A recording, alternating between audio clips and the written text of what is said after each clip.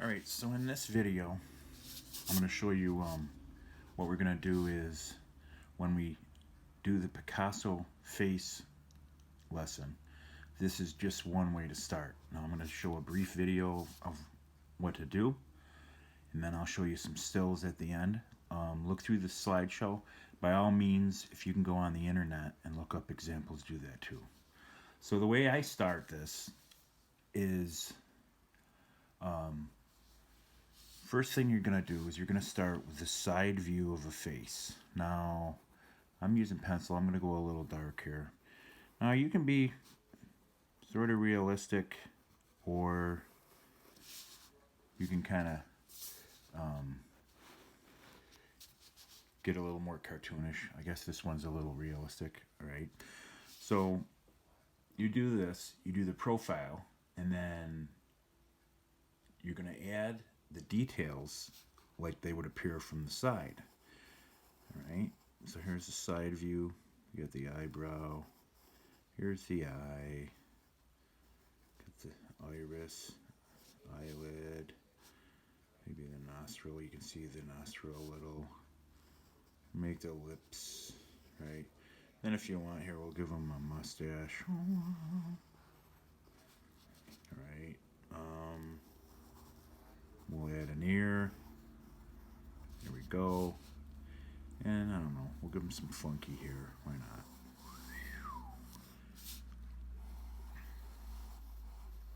Sweet sideburn. There we go. So now the next thing we're going to do is we're going to draw the front view, but we're going to make it connected to the side view. So what we can do is we'll start from the top of the head. Now the thing about this is you don't have to make it look like the original face. So there we go. So now we're gonna do what Picasso kind of did, was we're gonna get multiple views on one flat surface.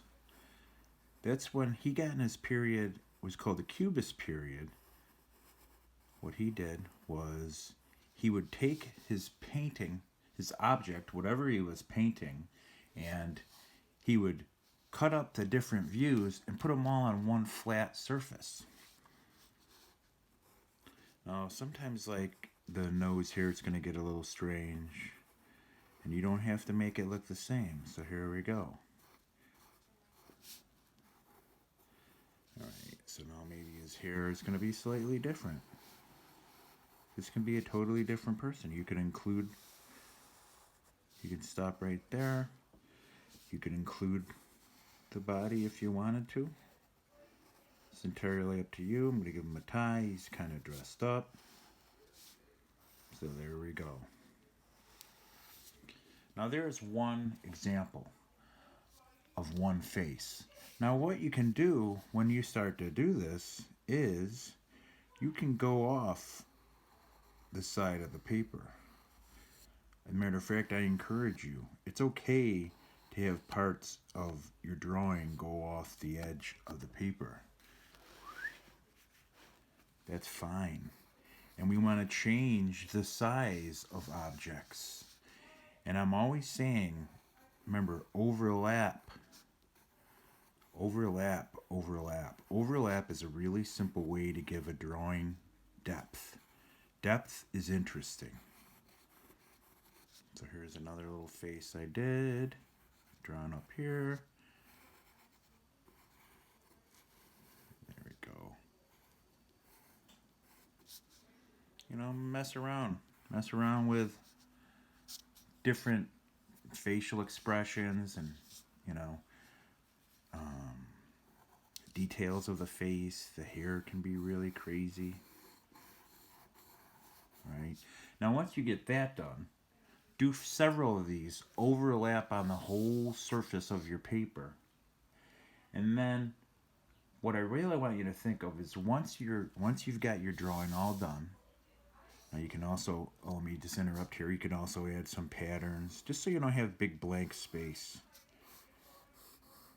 Patterns, here's some stars, like this. And then what I want you to do is I want you to go in and I want you to darken some of these with a marker, or you can use a pencil, but I want you to vary the line weight. So I'm going to show you an example of that right now. So if I take a Sharpie and it's like this, you can really get some good variety of line thickness. And by variety, I mean, don't just go like twice as thick. You can go 3 times. And I like to I pay attention to where there's curves. And I had a professor always say, if you make the line look thicker, you're giving it tension. It's like a rubber band. You're pulling on it. You're giving it tension. So see this line? It goes from thick to thin.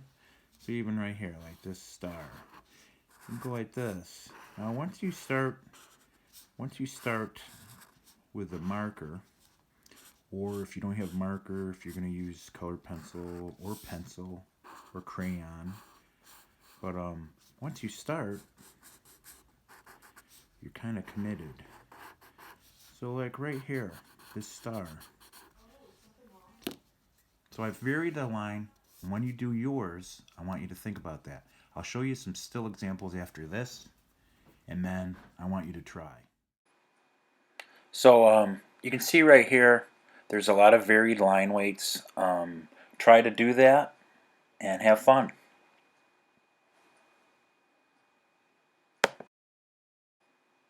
So here you can see there's a lot of different variety. So, very, very thick to very thin. And just try to do that when you're doing your drawing.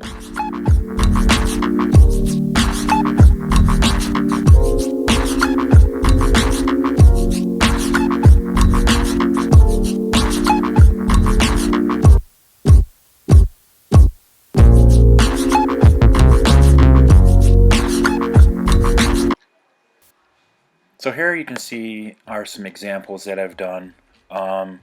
Just have some fun and see what you can come up with.